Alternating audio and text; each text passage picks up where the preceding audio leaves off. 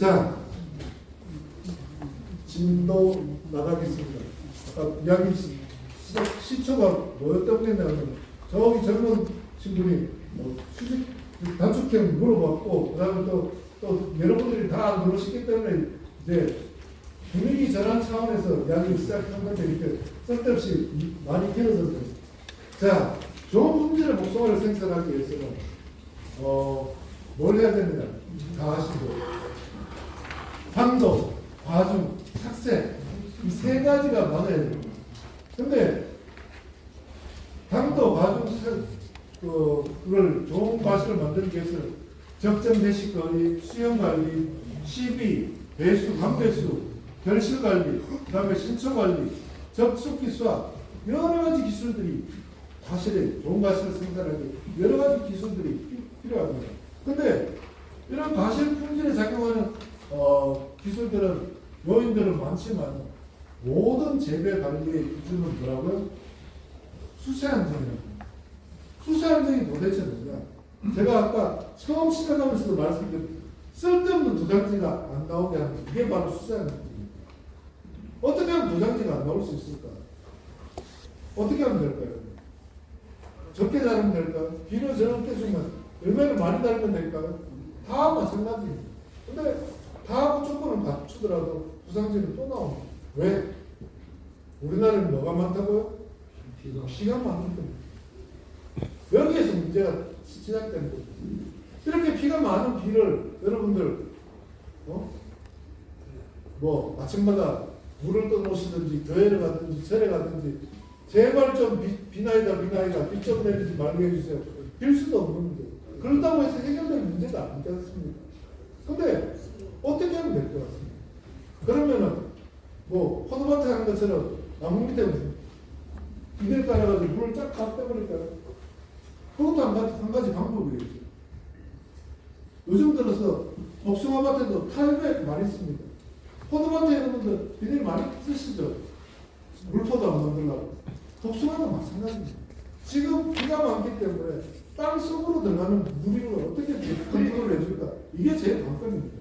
여러분, 문제가 뭐냐면 여러분들 과수원에 어디가 토양이 제일 무를 것 같습니다. 어디가 제일 단단할 것 같습니다.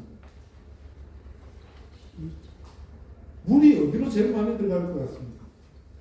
나무 밑으로 많이 들어갑니다. 여러분 다니시는 통로 여기 안 들어갑니다. 왜? 단단합니다. 왜 단단하냐면 여기 맨날 기계가 다니는 거죠. 맨날 기계가 다니기 때문에 단단합니다. 거기는 물 흘러도 안 들어가고. 그래서 여러분들 혹시 가운데다가 이렇게 pom 파가지고 뱃으로 내치는 분들도 계시죠. 근데 거기까지 물이 안 들어가고 전부 다 어디서 빠지느냐? 나무 밑으로 해서 나무 뿌리 속에 물이 다 들어간다. 여기에 문제가 있습니다. 적어도 나무 밑에 어떻게 하면 물을 줄일 수 있을까? 나무 밑에 물을 덜 들어가게 해줄 수 있을까? 이게 관건이 돼야 되고. 그래서 유분관을 묻으라 그러는데 유분관을 잘 못 묻는지 아니면은 유분관 묻어도 유분관이 부실해서 그런지 모르겠지만 별로 효과가 없는 거 아니에요. 어떻게 하면 나무 밑에 뿌리 밑에 공기가 잘 들어가도록 만들어주는데 이게 관건이라는 거죠. 하여튼 수세한테 생각해 보시죠. 자, 좋은 과실을 당도 높은 과실을 생산하기 위해서 전정을 많이 하는 것보다 약하게 전정하는 것이 좋다고 생각해요. 그 다음에 또 절단 전정, 붉은 가지를 뭉텅뭉텅 잘라내는 것보다 속과주는 전정, 고상지 발생을 줄일 수 있는 이런 쪽에 소금 전정. 그 다음에 예전에는 동계 전정 위주로만 있는데 요즘 들어서 하계 전정, 가을 전정도 하고 있습니다. 특히 수세가 강한 나무 같은 경우에는 수세를 감안해서 강한 나무는 가을에 전정을 꼭 한번 하셔야 됩니다. 근데 가을에 전정하라니까 가을에 뭐 별로 할 일도 없는데 복숭아 수확도 끝났고 춥도 날도 안 추운데 할 일도 없는데 가을에 겨울 전정하다시피 전정하시는 분들이 엄청나게 많습니다. 여기에 문제가 있습니다. 가을에 전정을 많이 하고 나면 무슨 문제가 생기는지 잎이 그만큼 줄어든다. 잎이 줄어들면은 그만큼 일할 수 있는 광합성에서 양분을 만들 수 있는 공장이 줄어들어요. 그때까지 그때 만들었던 양분들이 뭘 하느냐? 아까 처음 시작할 때 모농사가 반농사라고 말씀드린 것처럼 그때 꽃눈이 충실해지는 시간입니다. 잎을 다 잘라버리고 가지를 다 잘라버리는데 어디서 약물을 만들어가 꽃눈 좋은 꽃눈을 만들겠습니까? 또 그렇게 잘라놓으니까 어떻게 됩니까? 겨울에 조금만 추워져도 동해를 맞고 나무가 죽게 됩니다. 저장 양들이 부족해집니다. 이런 문제들이 발생하기 때문에 꼭 가을에 전쟁을 하려니까 가을에 전쟁할 때는 뭐만 하면 된다고? 방해되는 부상지만 솎아내시면 됩니다. 근데 겨울 전쟁 하실 필요 절대로 없습니다. 죄송합니다. 물론 우리 집에 농사가 많아서 농사가 많더라도 참으세요. 또 금년같이 햇볕이 금년같이 온도가 따뜻해지는 데는 또 일찍 나가서 전쟁을 빨리 하십니다. 근데 추위가 보통 언제요? 1월 말, 2월 초에 꼭 추위가 한 번씩 옵니다. 2월 달 넘어가서 하시더라도 좀 줄여서 늘려서 하실 필요가 있고, 그 다음에 또 2월 달, 3월 달 되고 꽃샘 추위가 분명히 오기 때문에 가지를 좀 충분히 두고 전쟁하실 필요가 있을 것 같습니다. 자, 충분한 제식거리. 햇볕이 얼마나 들어가느냐, 여기가 중요합니다. 전쟁하고 나서 나무하고 나무 사이 거리가 1m 이상은 충분히 돼요. 50cm, 50cm 이상 자라더라도 가지가 충분한 거리가 일식장애가 나타나는 공간이 충분해야 되고, 또 초기 생육을 촉진시키는 게 꼭 필요합니다. 초기 생육을 촉진시키는 거 뭐가 있을까요? 물론 뭐 초기 생육을 촉진시키라니까 연면시기, 목면시기 그런 것도 하시더라면 그보다 더 중요한 게 꽃눈을 따는 겁니다. 꽃수를 제한해 주는 게 훨씬 더 도움이 되실 겁니다. 이게 초기에 잎이 많이 나와야지만 신초가 빨리 멈추게 됩니다. 또 질소 과다는 신초를 식장시켜서 과실 성숙기에 노장지를 발생시키는 문제가 됩니다. 여러분들 이게 세 가지입니다. 이게 덕면 쪽에 나오는 세 가지인데 제가 생각할 때 한 20cm 길게 잡아야 20cm 한 뼘 정도 이상 자라는 거죠. 여기 아래쪽이 자라는 잎하고 위쪽으로 자라는 잎하고 한번 비교를 하면 어떻습니까? 아래쪽으로는 잎도 크고 색깔도 진하고 하지만 위쪽으로는 잎도 적고 또 뭐죠 이게? 부처들, 겹가지들 계속 나오고 있습니다. 얘들은 일을 해가지고 겹가지 키우고 가지 키우고 잎을 내는 데만 일합니다. 그렇지만 얘들은 실질적으로 광합성을 해서 어디로 양분을 과실로 양분을 보낼 가지들, 이 가지들입니다. 얘들은 오히려 여기 있는 만든 양분을 뺏어다가 세 가지를 만들게 됐습니다. 딱 20cm 딱 자르고 멈추면 좋지만 안 자른다면 이거 볼 거 없이 사정 없이 빨리 질러버리셔야 됩니다. 그래야지만 방해될 햇빛도 줄일 수 있고 방해될 에너지도 그만치 양도 줄일 수 있다고 생각합니다. 쓸데없는 가지 키우느라고 과실로 갈 에너지들을 그만치 줄이게 되기 때문에 이런 쓸데없는 가지가 안 나오도록 20cm 이상 안 자라도록 관리해 주시는 게 중요하다고 생각합니다. 자, 복숭아는 어떻다고요? 건조한 건 잘 견디지만 습한 건 못 견딥니다. 또 특히 수분배나 습했다 건조했다 이런 것들 못 견디고 그래서 사토, 양토라든지 유기물이 풍부한 땅에서 잘 자라는다는 거죠. 그 다음에 pH가 질소 과다가 문제가 되기 때문에 질소 과다 조금 어렵습니다. 질소, 물론 질소 한 번 주기 쉽습니다. 비 오는 날 드럼푸대, 비료푸대 안고 나가서 조금만 묻혀도 나무가 시퍼렇게 자랍니다. 근데 그 질소를 한 번 준 질소를 회수하는 데까지는 많이 준 양에 따라서 어떻게는 3년, 4년, 7년, 8년까지도 걸린다는 겁니다. 질소, 여러분 필요하시다면 주십시오. 근데 얼마만큼요? 요 작은 통에 담아가서 티스푼으로 한두 스푼씩 나무에 주시라고. 한 주먹씩, 두 주먹씩 이렇게 주시었다가는 복숭아 농사 망치는 일입니다. 물론 비료값도 요새 많이 올랐죠. 근데 그 비료 공짜로 나머지에는 보조 많이 해주시는 거야. 근데 그거 많이 줘봐야 과일 절대로 안 큽니다. 과일 키울 수 있는 방법은 뭐냐? 이겁니다. 여기 보십시오. 적과를 정면 한가가 많은 거 과일 크기가 확실히 차이 납니다. 그리고 특히 문제가 앞에서 조기 전혀 말씀드린 게 이 문제입니다. 꽃눈을 따버리니까 여기 꽃눈 안 딴 거는 작은 꽃들 다 피어가지고 열매 맺는데 에너지가 많이 필요하단 말이죠.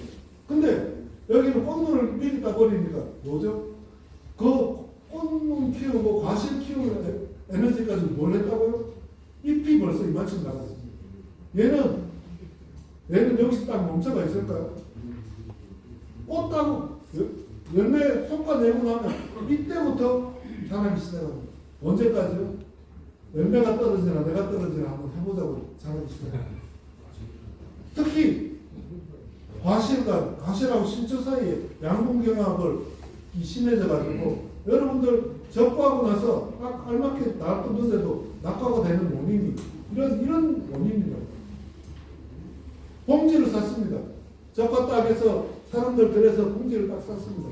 비가 조금만 많이 오고 날씨가 조금만 안 좋아도 봉지가 펄럭펄럭 날리니 뭐 했죠? 낙과가 되고 없습니다. 태극기가 아니고 빈 봉지가 펄럭입니다. 네? 태극기가 바람에 펄럭입니다가 아니고 빈 봉지가 바람에 펄럭입니다. 알맞게 적과해가지고 봉지를 썼는데 노력을 다 그래도 투입을 나 이제 수확만 하면 되는데 빈 봉지가 펄럭펄럭거립니다. 뭐 때문에? 수세가 세지기 때문에. 핵칼이 됐기 때문에 이렇게 문제가 생길 수도 있다. 자, 정례 꼭 필요한 부분입니다. 적정 착각기는 뭐 과실 한 엽당 25엽, 30엽 인데 이것들은 수세에 따라 조금 차이가 있을 거니까 제쳐두고 짧은 가지, 단가지는 5개당 열매 하나 보시면 되고 10cm 미만의 짧은 가지는 중가지 같은 10cm에서 30cm 되는 가지에는 무조건 열매 하나 30cm 이상 되는 가지에는 30cm, 20cm 간격으로 열매 하나 이 정도 생각하시고 착가량을 잡으시면 되고 한꺼번에 처음부터 이렇게 잡으시면 열매가 다 빠져버릴 수도 있기 때문에 조금 더 20%, 30% 더 남겨놨을까 마지막에 봉지 씌우기 직전에 마지막 정권을 하시는 게 좋을 것 같고 그래서 특히 앞에서도 말씀드린 그 세포 분열기 관수가 제일 필요합니다. 비가 안 온다면은 5일 간격으로 물 빠지면 좋은 땅하고 또 이 진흙 땅하고 차이가 있겠지만 물을 꾸준하게 줄 수 있는 이런 방법들을 강구하시면 되겠습니다.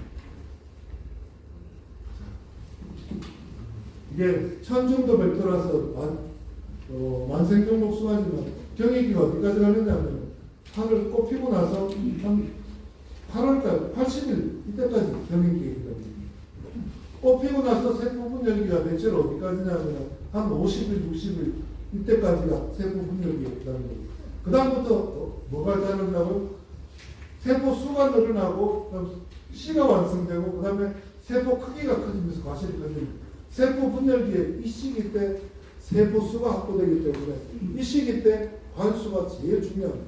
그리고 세포 분열기의 경익기는 아까 핵칼 말씀드렸을 때 충분히 말씀드렸을 때 세포 비대기 때문에 이 시기 때는 과실 비대 그 다음에 당 축적 이렇게 일어나기 때문에 이 시기 때 꼭 필요한 게 뭐라고? 신초정지 또 물 빠짐 이게 꼭 필요한 시기라고 생각합니다. 그렇기 때문에 과실 성숙기에 물 빠짐 과실 성숙기에 신초가 멈추는 이런 것들을 꼭 고민을 하셔야 돼요. 어떻게 하면 빨리 멈출 수 있을까 고민하셔야 됩니다. 안 멈추면 어떻게 된다고요? 강제로 잘라서 멈추게 해야죠. 쓸데없는 가지 계속 자른다면 계속 강제로도 잘라서 멈추게 해야 된다. 저장양분을 축적시키는 방법은 저장양분이 뭐죠? 물론 꽃눈 좋습니다. 꽃눈도 좋아야 되고 뿌리에 줄기에 축적되어 있던 저장양분입니다. 이게 언제 축적되느냐면 낙엽이 지면서 9월달부터 시작해서 낙엽이 지면서 축적되는데 12회에서 부족한 양분을 채울 수도 있고 그 다음에 가을 전적에 의해서 방학기형 개선을 해줌으로써 저장 양분을 축적시키고 이렇게 해줌으로써 건전한 잎을 관리를 해주면서 저장량으로 충분히 축적될 수 있는 조건을 만들어 주시는 게 저장량을 수확하고 나서 가을에 꼭 해주셔야 되는 문제입니다. 다음에 이제 착색을 정진시키기 위해서는 어떤 방법들이 필요하죠? 착색이 우선 가지들, 과실들은 미숫가, 적숫가, 좀 과숫가에 비해서 어느 정도 착색이 됐어야 돼요. 요즘 공선을 많이 하다 보니까 천정도 백도도 그렇고 황도도 그렇고 대부분 좀 10%대 수확을 많이 하는 경향들이 있고 그보다 조금 더 딱딱할 때 따시는 경우도 공선장에 가져오면 너무 물렀다는 이야기를 많이 하시는. 그래서 천정도 백도라든지 우렁통정들은 10%대 아직도 착색도 제대로 안 된 상황에서 따다가 수확해서 공선장에 가져오시는 분들이 좀 많은 것 같은데 그런 것들을 좀 생각을 좀 하셨으면 좋겠습니다. 자, 또 수확하기 전에 나무를 한번 잘라주는 게 얼마나 중요하냐면 수확하기 전에 언제요? 수확하기 2주 전에 도장지를 솎아내는 겁니다. 햇볕 가리는 막 자라는 도장지 이런 것들을 햇볕 많이 가리는 가지들을 솎아냄으로써 아래쪽 햇볕이 잘 들어가게 만들어준다면 안 자라는 데 비해서 착색도 잘 되고 과일도 커지고 당도도 높아지는 이런 결과들을 얻었습니다.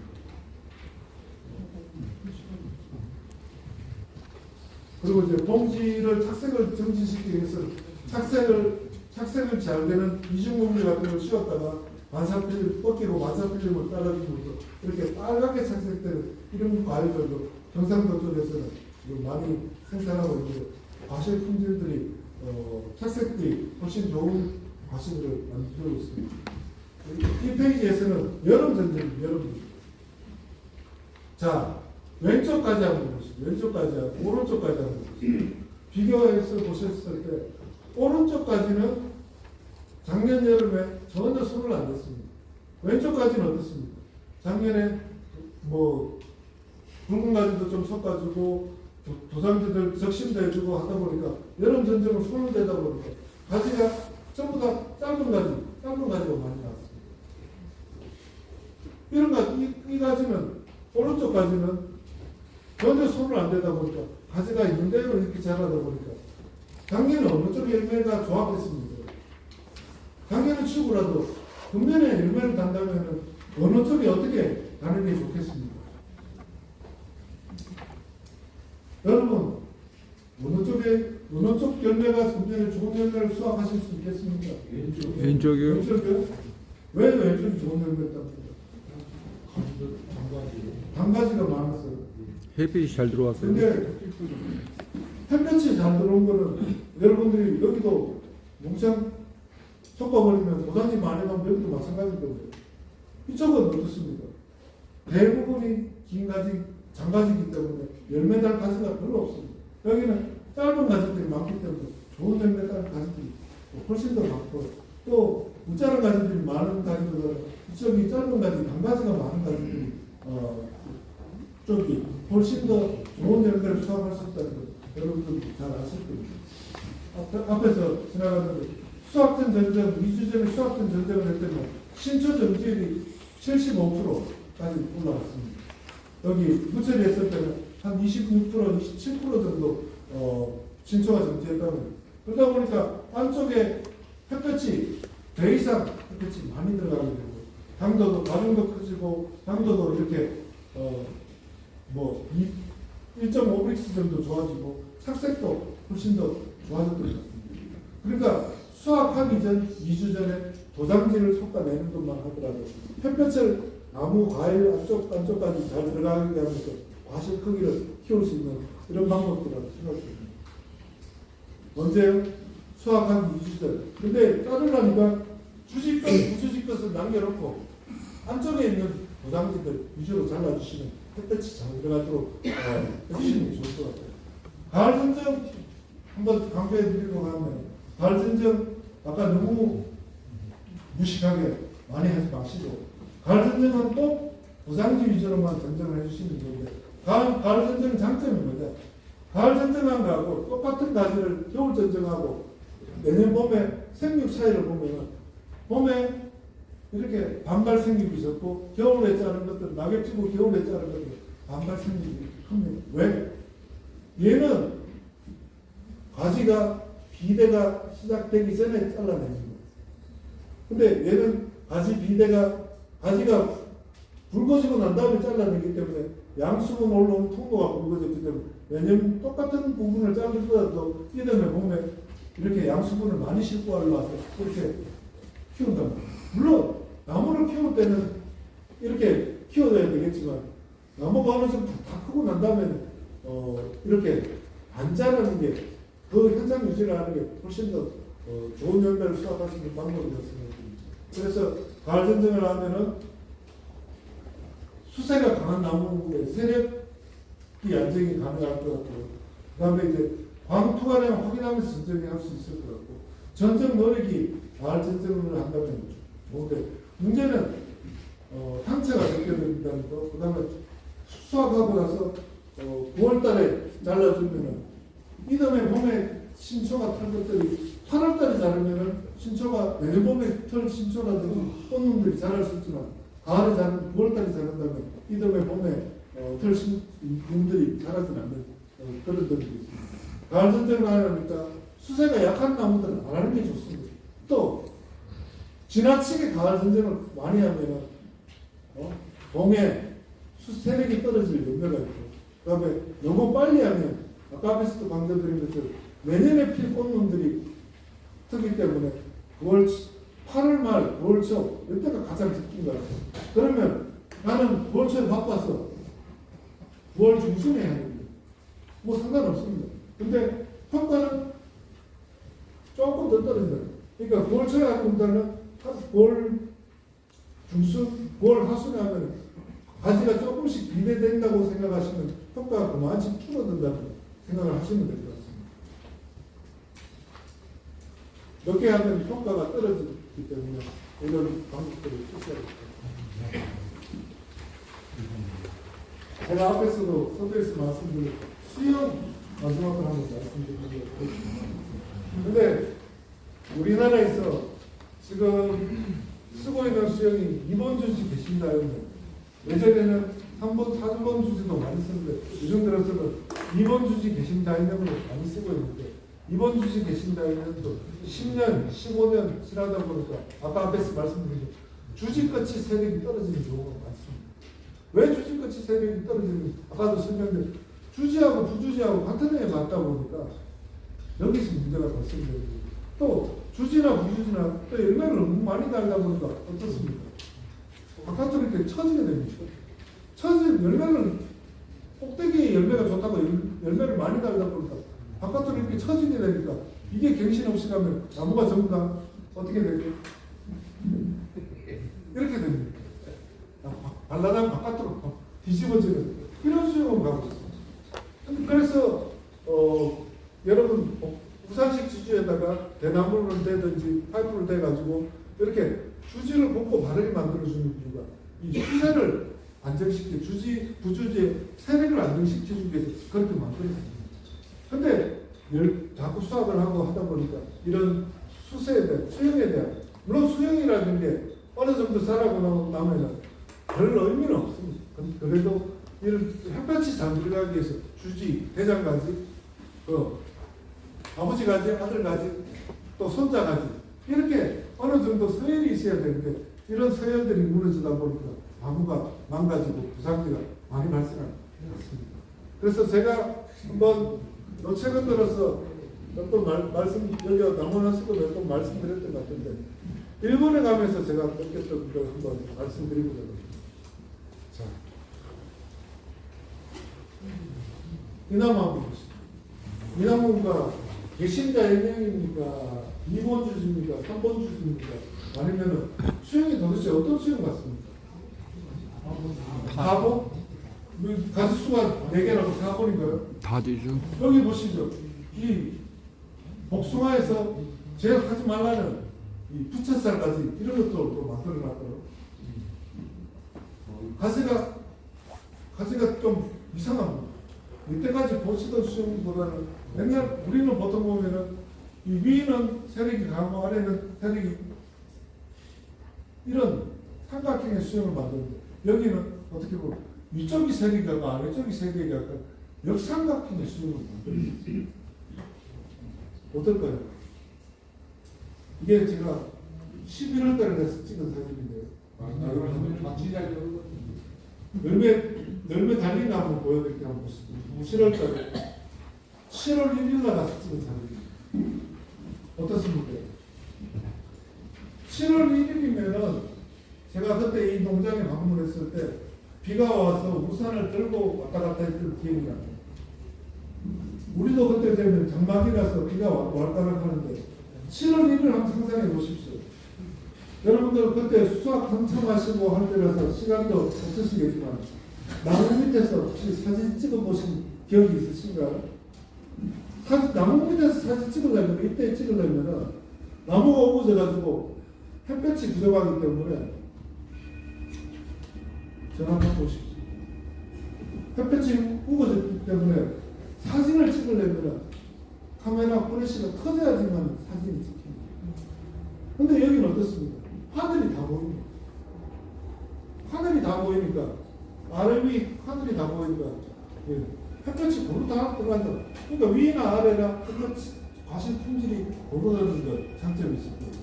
아래쪽에 봤더니 한번 보십시오. 길어봐야 20cm, 뭐 30cm 넘어가는 가족들은 별로 없고 전부 다 10cm, 15cm 여기서 다 멈춰 있습니다. 7월 1일 아까 장마이라고 말씀드렸습니다. 여러분 아까 수학하실 때 보면 수학하시기 전에 아까도 선정도가 있고 8월달이지만 이만큼씩 잘라면 끝을 잘라줘야지만 좋은 분위기 만들어집니다. 근데 여기는 어떻습니까? 신초가 딱딱딱딱 다 멈춰 있습니다. 뭘 했길래? 뭘 했길래 이럴까? 열매가 한번 보시죠. 열매가 조금 많긴 많아도 그렇게 많지는 않습니다. 그죠? 근데 전부 다 신초가 10cm, 15cm, 20cm, 30cm 미만으로 다 멈춰 있습니다. 왜? 왜 멈춰 있습니까? 적심? 적심했다고? 여기 적심한 흔적이 하나도 없습니다. 잘라두면 2개씩 나왔는데 2개씩 나오고요. 거기서 그 가지에서 눈 떠가지고 그대로 멈춰 있다는 겁니다. 질소를 조금 줬어. 네, 좋습니다. 또 수세가 안 된대요. 수세가 안정됐습니다. 수세가 안정됐다는 이야기는 질소를 적게 줬다는 이야기하고 인백상동하는 이야기. 전적을 적게 전적을 적게 했다는 겁니다. 약전적. 약전적이 아니라 여기는 이 나무는 아예 전적은 안 합니다. 어떻게 안 하죠? 전적은 안 하고 무슨 농사를 짓겠습니까? 그죠? 한번 보시죠. 7월 1일 날 수확한 복숭아를 보니까 밭은 아니지만 수확한 복숭아를 보니까 5kg 박스에 12개더라고요. 우리 지금 4kg 박스에 여기 2.5kg 박스지만 3kg 박스 보통 쓰는 4kg 박스에 12개라도 아유 큰데 7월 1일 날 5kg 박스 12개 들어가는 아이고 담고 있습니다. 또 당도가 15.3브리스 당도 15.3브리스 나가려면은 남한 복숭아 15.3브리스 나갑니다. 7월 1일 날 수확해가지고는 어림도 없습니다. 아마 7월 말 8월 초 햇볕이 쨍쨍 내려야지만 이렇게 15.3브리스 제일 꼭대기 끝하면 15.3브리스 나가는 거예요. 근데 얘들은 비가 오는 날씨 속에서도 15.3브리스 5kg에 12가 소가가 나오더라고요. 뭘 했길래? 품종이 뭡니까 그럼? 품종이요? 네. 품종하고 상관없습니다. 아니 근데 품종에서 다 대화가 나와서 통하는 품종하고 상관없습니다. 재배병 문제입니다. 그 품종도 없는 국가가 없죠. 여기도 여러 가지 품종도 다 하니까 다 가서 봤더니 다 마찬가지로.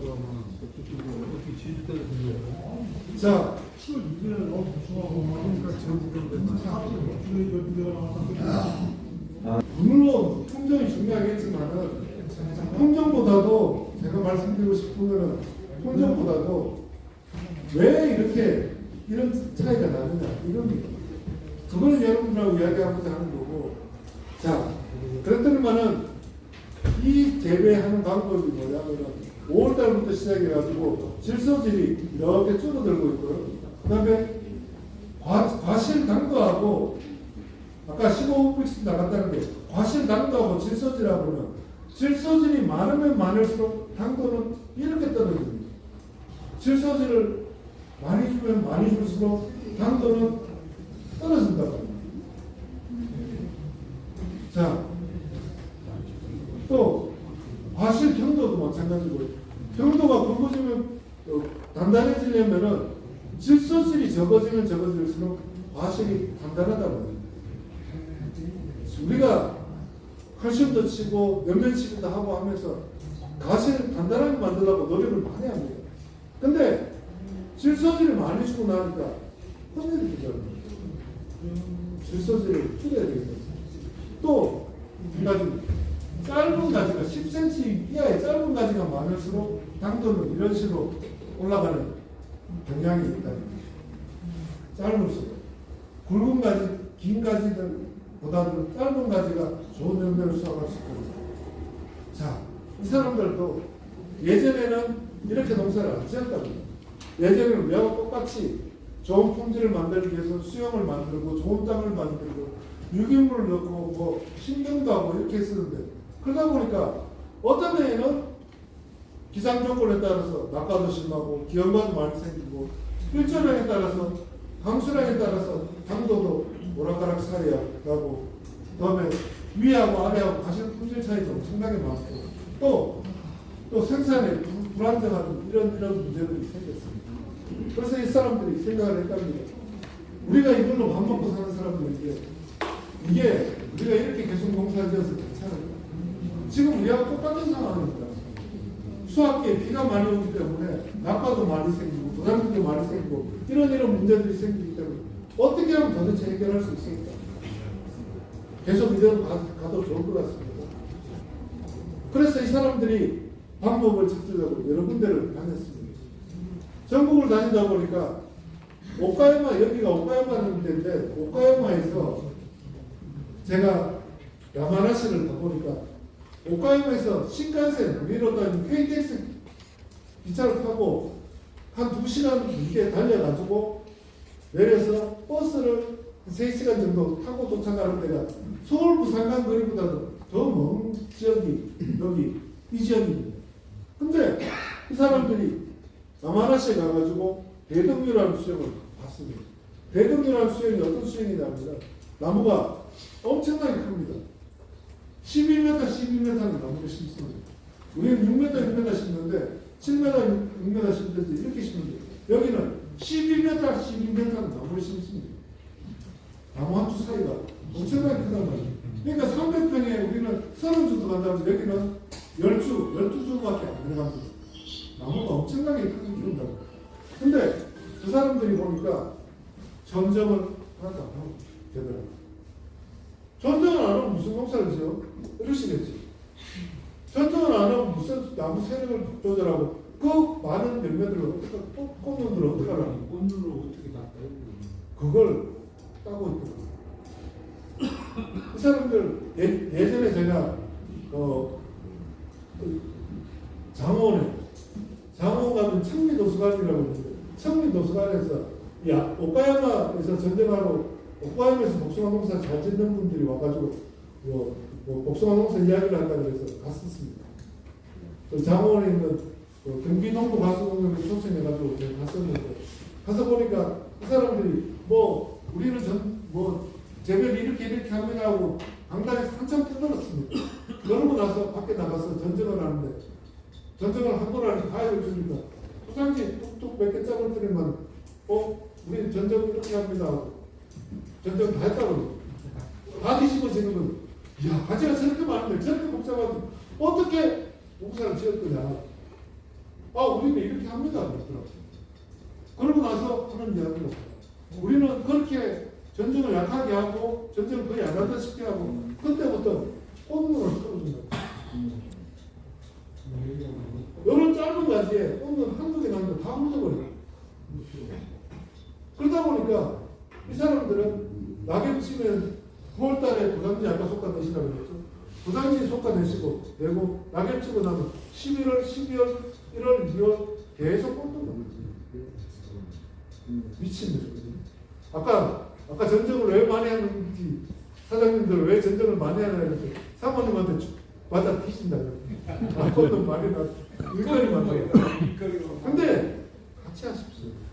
또 정발을 많이 하는 거 그때는 일손이 많이 필요합니다. 꽃눈 터는 거 여러분 목장 바뀌고 그냥 실에만 닿으면 떨어집니다. 뭐죠? 적과할 때는 얼마 어느 정도 크고 나면 심이 생겨가지고 비터도 제대로 안 떨어집니다. 그죠? 또 뭐죠? 꽃눈 털 때, 꽃 피기 전에 한 달 전, 2주 전 그때 그냥 갖다 대면 떨어집니다. 그때는 사람 구하기 쉽습니다. 적과할 때 너도 나도 사람 쓰기 때문에 사람 놓고 하기도 더 어렵고 또 문제가 뭔가 또 한 가지 더 있습니다. 그죠? 금방 생각이 납니다. 하여튼 꽃눈 하는 게 그거죠. 꽃눈 여러분들 털면은 열매 어디 납니까? 여기에 납니까? 밑으로 달죠. 그러니까 꽃눈 많은 거 치고 우선 위로 훑으시죠. 다 훑어버리던데. 위는 다 훑어버리십시오.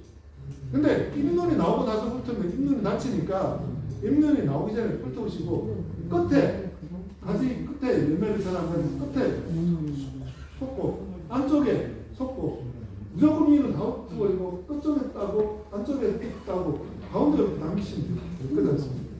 큰 가지는 짧은 가지는 열매 꽃눈 한두 개만 남겨 다 훑어버리시고 좀 긴 가지는 덤성덤성 아까 그랬죠?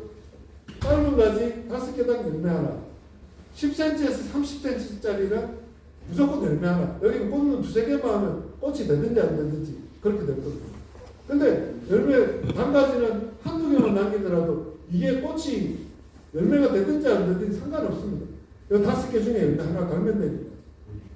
그죠? 그러니까 이렇게 꽃눈을 좀 훑어주시고 나면 문제 없습니다. 또 서리가 내립니다. 가지를 많이 두고 나면 서리가 많은데 제가 서리 맞고 나서 나가보니까 서리는 주로 물론 뭐 무서리가 오면 밑에까지 다 맞습니다만 살짝 서리가 오면 먼저 꽃핀 덜면부터 서리가 피해를 받더라고요. 아래쪽은 별 피해가 없을 때가 많습니다. 또 가지가 많으면은 서리를 맞을 확률도 그만큼 가지를 5개 누르면 10개를 두면 어떻습니까? 서리 피해를 받을 확률이 그만큼 반으로 줄어드는 거 아닙니까? 자, 우리가 여기까지 꼭 필요한 작업만 하려고 열매 될 작업만 하려고 꼭 열매 달 가지들만 남겼습니다. 근데 조금 더 넉넉하게 가지를 남기시죠. 물론 제가 말씀드린 것처럼 얘들처럼 가지를 아예 뭐 전쟁 하나도 하지 말고 이거 아닙니다. 가지를 좀 더 넉넉하게 남깁시다. 가지를 지금 하시는 것보다 최소한 2배, 좀 더 하신다면 3배 남기시고 그 많이 남긴 것만큼만 꽃눈을 터놓으면 아무 상관없단 말이에요. 그러면 서리 피해 받을 확률, 좋은 피해 받을 확률도 마침 적어지고 그리고 꽃눈을 미리 터놨기 때문에 과실이 적과할 때보다 과실이 훨씬 더 크습니다. 일손도 줄일 수 있습니다. 분명한 사실입니다. 자, 한번 보시죠.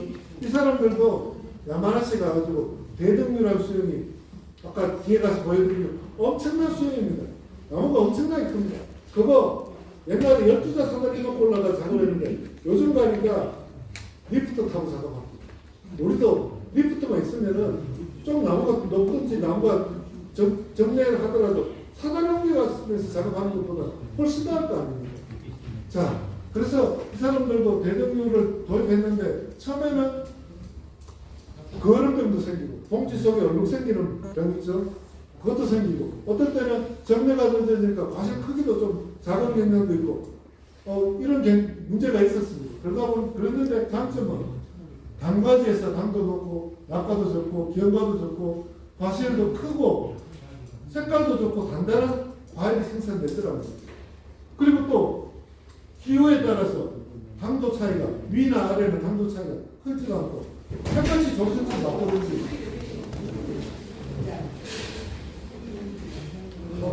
같이 제가 할수 있습니까? 아주 내가 숙박비 내시고 갔어요.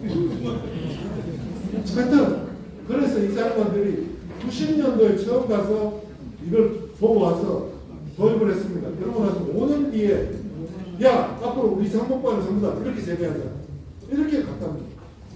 그러고 나서 그 다음 해부터 매년 야마라시 서울 부산간 거리보다 먼 거리를 갔다가 왔다 갔다 하면서 사람을 부르든지 가든지 해가지고 견학도 하고 해가지고 매년 이렇게 좀 배웠답니다. 근데 주변에서 난리가 났습니다. 야 야마라시가 그런 거 하지 우리는 기술도 없잖아. 야 전쟁도 안 하고 무슨 농사를 지어. 나무를 뭐 어떻게 키우는 거야. 뭐 그만둬 때려치워. 이렇게 욕을 온갖 욕을 다 먹었답니다. 그럴 때도 이 사람들이 5년, 10년을 꿋꿋하게 이렇게 농사를 지었다면 어떻게 된다고. 5년, 10년 뒤에 오카야마에서도 가능하다고 오카야마 전체가 앞으로 이렇게만 재배하자고 이렇게 나왔다. 아마 저도 한 2010년쯤 돼서 2007, 8년쯤 돼서 이 사람들 오카야마 아까 경기동부 청미도서관에서 만났던 것 같습니다. 근데 그때는 이 사람들이 전쟁도 제대로 안 하고 꽃눈 털어준다고 꽃눈 털어주는 게 그렇게 중요한가 봐. 저는 그렇게 생각했어요. 근데 실질적으로 제가 한 2010년쯤 11년 2007, 8년쯤 저도 여기를 가보고 나니까 그때 했던 이야기는 현장을 가서 보고 나니까 그런 생각이 들었어요. 자, 아까도 분명히 말씀드리지만 여러분들한테는 감동드리는 게 전쟁을 하지 말고 재배하자는 이야기가 아닙니다. 전쟁 양을 줄이고 가지를 2배, 3배 정도 많이 남기지 않습니다. 가지를 많이 남기면 그만큼 전내 꽃눈 적과할 양이 많아집니다. 그렇기 때문에 적과할 양이 많아지니까 미리 꽃을 훑더라고요.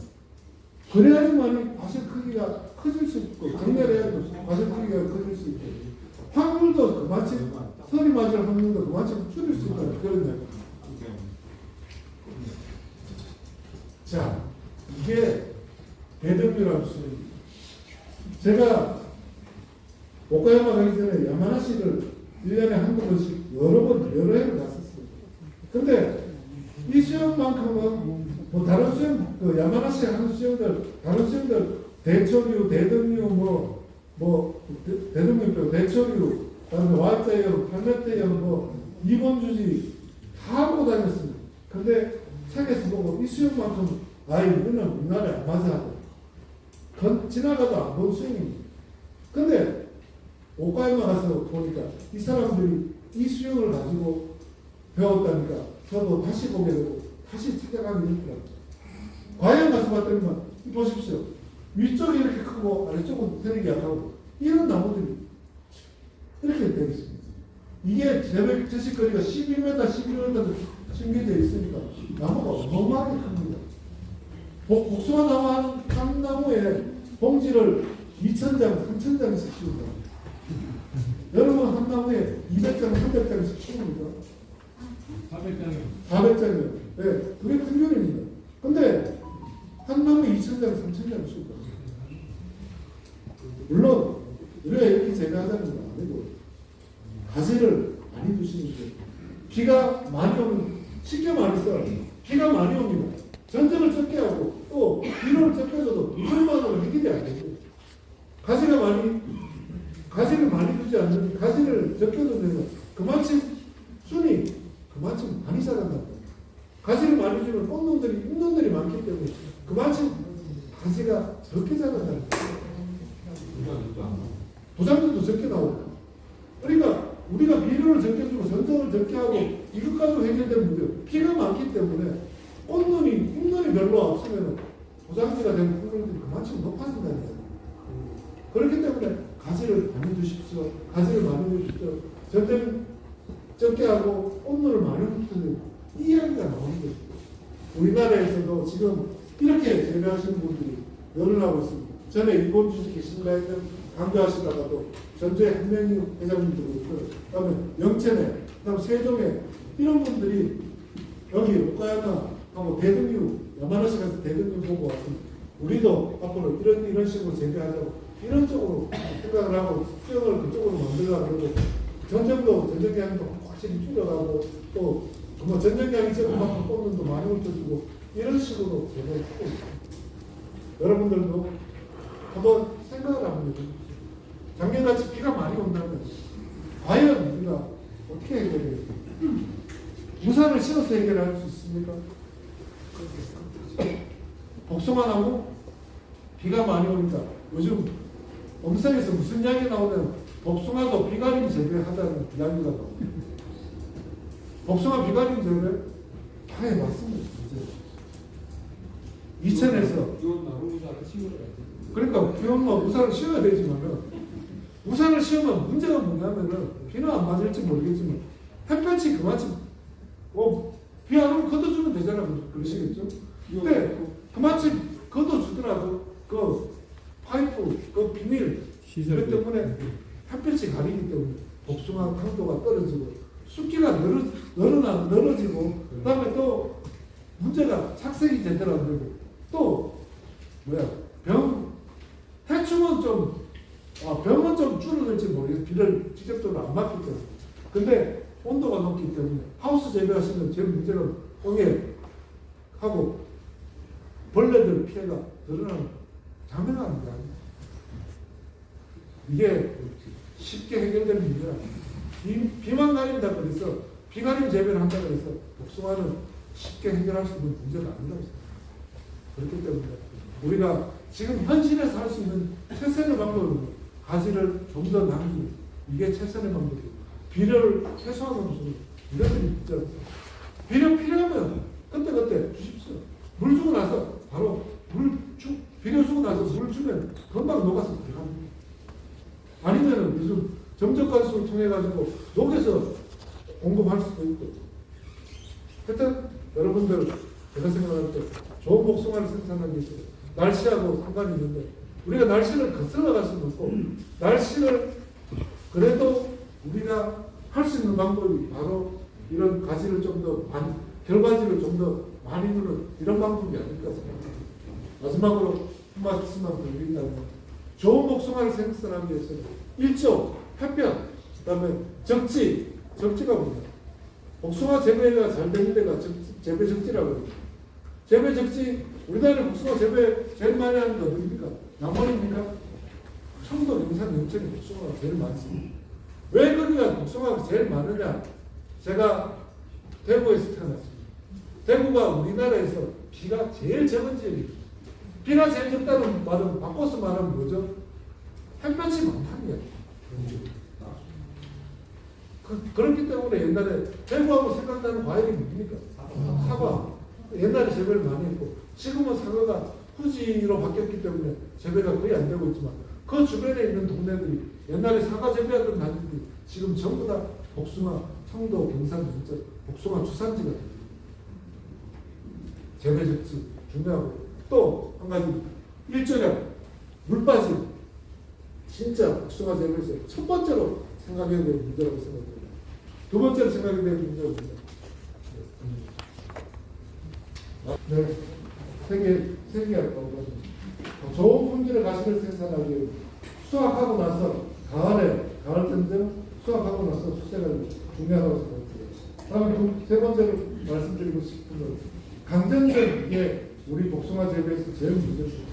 약하게 전쟁하다 제가 계속 강조드리는 이유 전쟁 양을 줄이시는 거 이게 꼭 필요할 것 같아요.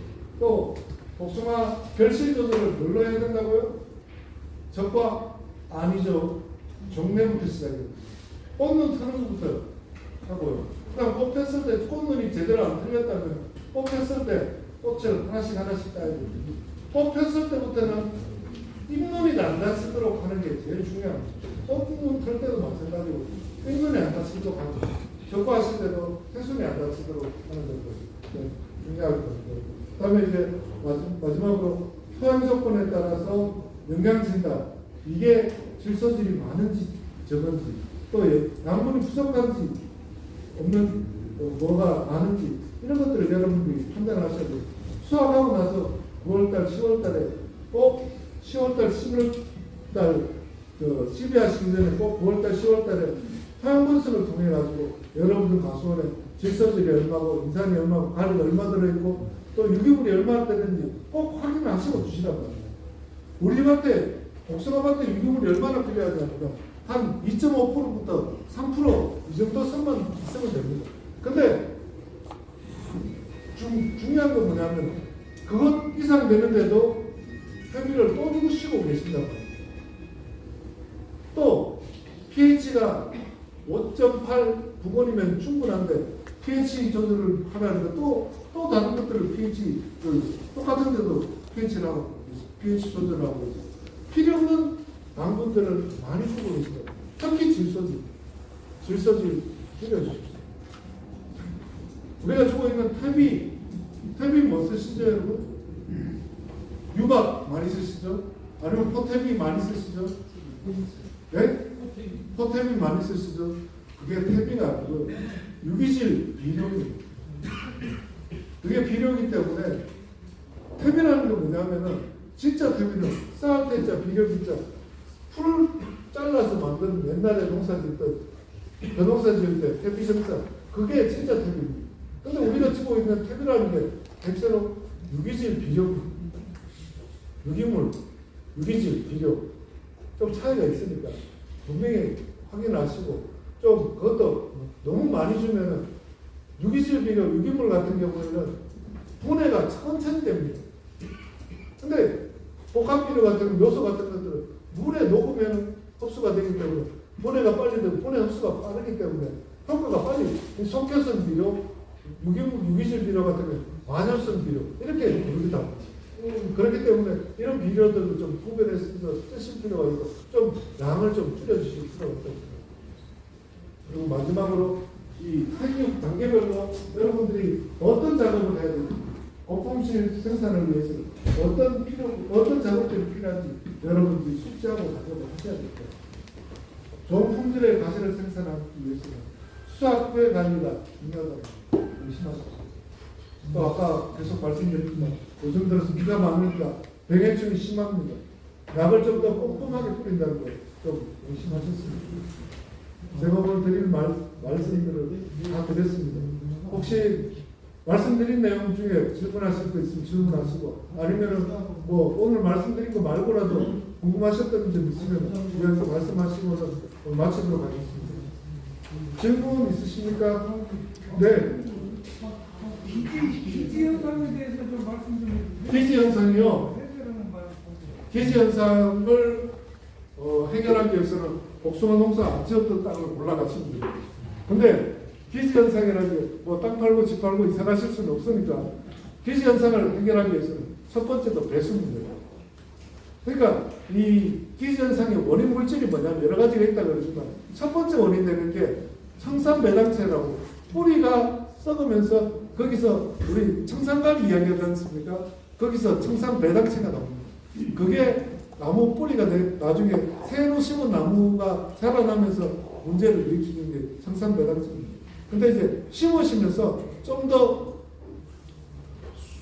뿌리를 완전히 걷어내시고 심으시고 그 다음에 이제 새로 심으면서 뿌리를 걷어내시고 배수가 잘 되도록 경사를 준다든지 용관을 묻는다든지 아니면 자갈을 묻는다 배수가 잘 되도록 하시면 기저현상을 훨씬 더 줄일 수 있을 것 같아요.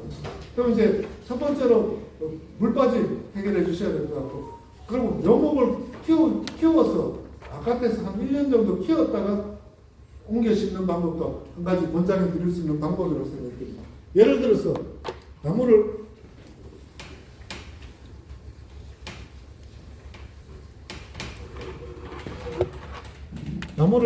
사장 생각하시기에 여기 1년 동안 배수 작업을 하셨단 말입니다. 그러면 묘목을 심으시면서 1년 동안 키우시면서 바깥에서 묘목을 키우시면 두둑을 이렇게 높게 만들어 가지고 묘목을 키우시면서 여기다가 묘목을 똑바로 키우십시오. 안에 똑바로 키우시면 할부 받아서 키우신다면 한 1.5m, 못 커도 1.5m, 많이 크면 2m 이상씩 자라서 그렇게 묶어주면서 키우고 나면 뿌리가 그렇게 깊이 안 내려가면 여기 이렇게 뻗을 거니까 나중에 요거 파가지고 그대로 옮겨가서 심으면 주지 끝 별로 상하지 않고 옮겨 심을 수 있을 거다. 심으시면서 똑바로 키우시는 것도 중요하겠지만 옆으로 살짝 한 15도 정도만 눕혀가 심으십시오. 그러면은 제일 힘을 받을 가지가 여기 있는 이 눈입니다.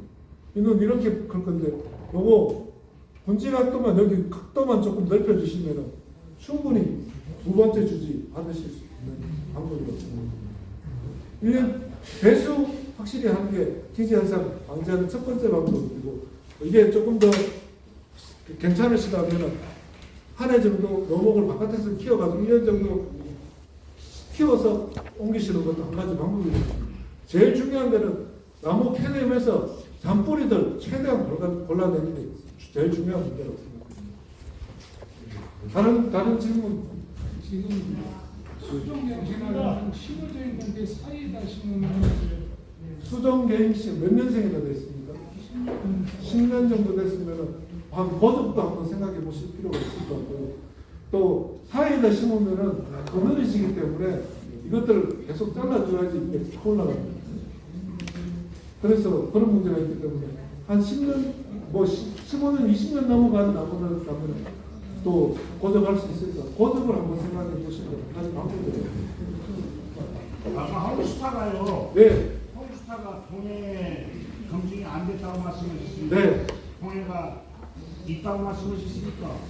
그게 동해가 받을지 안 받을지 확실히 모릅니다. 안 아직 검증이 안 됐습니다. 근데 제가 생각할 때 그게 설리란 목수가 아까 말씀드렸는데 설리란 목수가 화곡 홍설도 설도 그러니까 저기 종북 삼성 길림성하고 중국 북쪽에서 온 품종인데도 동해 약한 거 보면은 홈스타도 한번 지켜봐야 되지 않을까 싶은 생각이 듭니다. 아니, 동해가 없다고 해서 선택을 했는데요. 동해요? 없다고 선택했는데 아직 검증은 안 된 거죠. 그러니까 우리나라 기후에서 안 키워봤다는 거죠. 예. 자, 또 다른 질문. 예. 작년에 동해를 많이 내년인가? 네. 네, 많이 입었잖아요. 근데 정리를 빨리 해서 그것이 꽃눈이 위에서 받쳐주지 못해서 많이 죽었다 이런 말도 있어서 그게 그러니까 아까도 말씀드렸지만 네. 정리를 하시려면 가지를 많이 두세요. 가지를 많이 두시고 정리를 하세요. 가지를 꽃눈이 많은 만큼 그 꽃눈을 따시라는 거죠. 근데 이제 정리를 싹 하고 나니까 서리가 오니까 눈이 꽃이 별로 없으니까 피해를 더 심하게 받았거든요. 그러니까 금년에는 아직 진전을 안 하셨다면은 꽃 가지를 더 많이 남기시고 더 많이 남긴 만큼 꽃을 훑어주시라고 그런 이야기. 다른 질문? 네.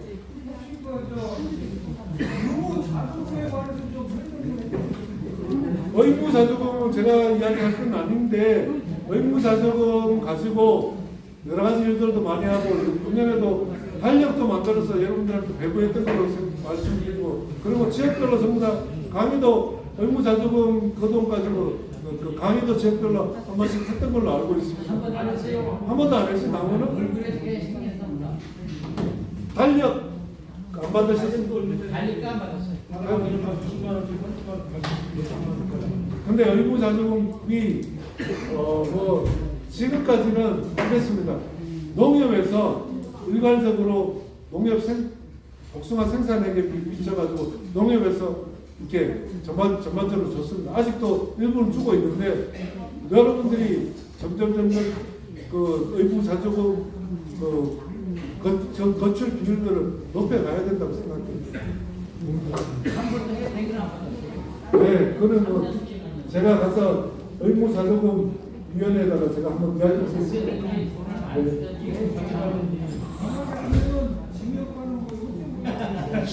진정은 안 가겠네요. 자, 의무자조금도 중요한 거니까 여러분들 한번 고민해 주시기 부탁드립니다. 자, 수고하셨습니다. 네, 수고하셨습니다.